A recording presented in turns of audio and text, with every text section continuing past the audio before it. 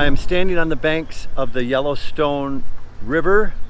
We're just before the park between Livingston and Grandier, I believe. Yeah. But we don't have reservations until the 5th of September, so we've got 4 or 5 days we're going to spend just outside of the park. And we're right on the banks of the Yellowstone River, so this is going to be great.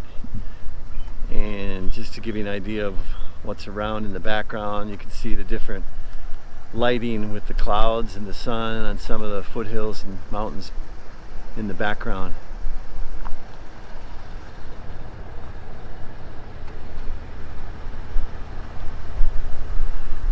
It's Labor Day weekend. This is Saturday, so there's a lot of boating activity, a lot of fly fishing on the river. You can see them here. I'll show you coming down. They just kind of float down on these like big rubber rafts.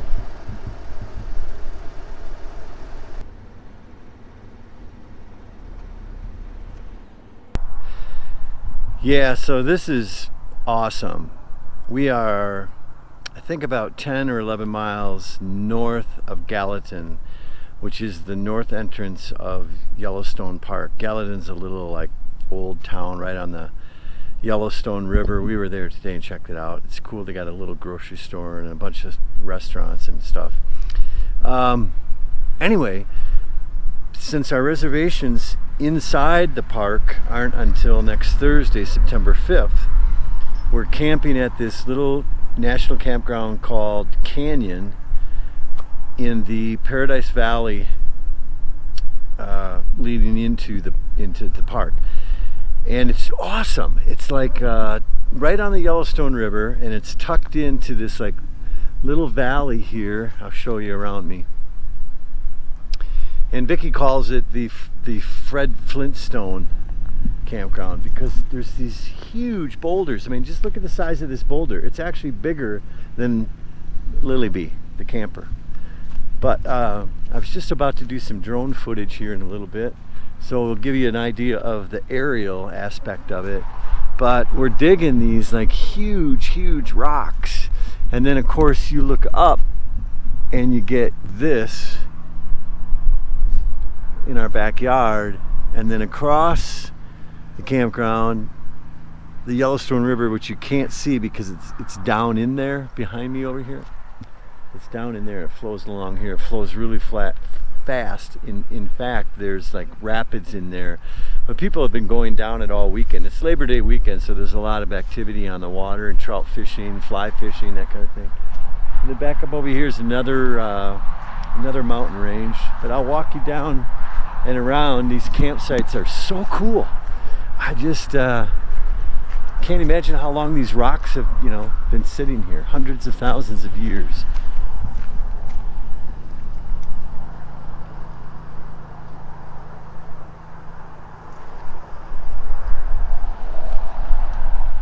And here comes the camper.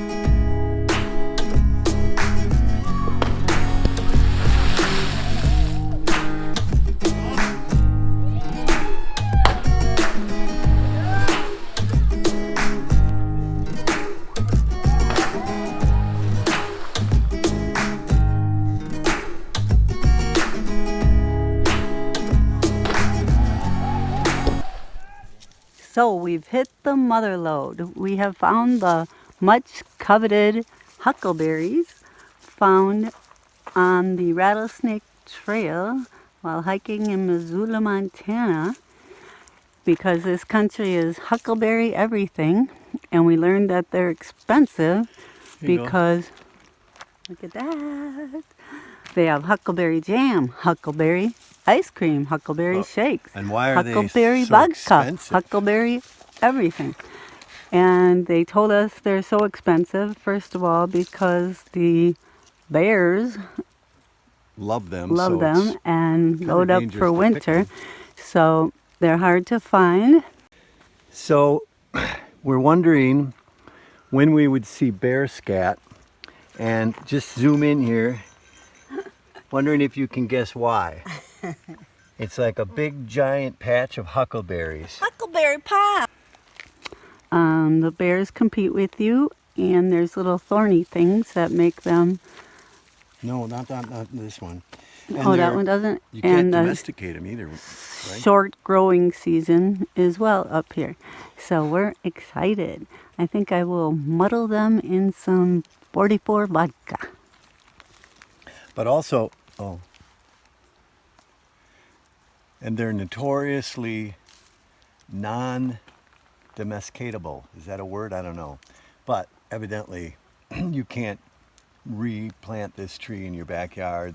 It's been tried many, many times, and it's impossible. So you have to walk out into the wild and pick them. Like a bird on a tree, I'm just sitting here. I got time, it's clear to see. From up here, the world seems small. We can sit together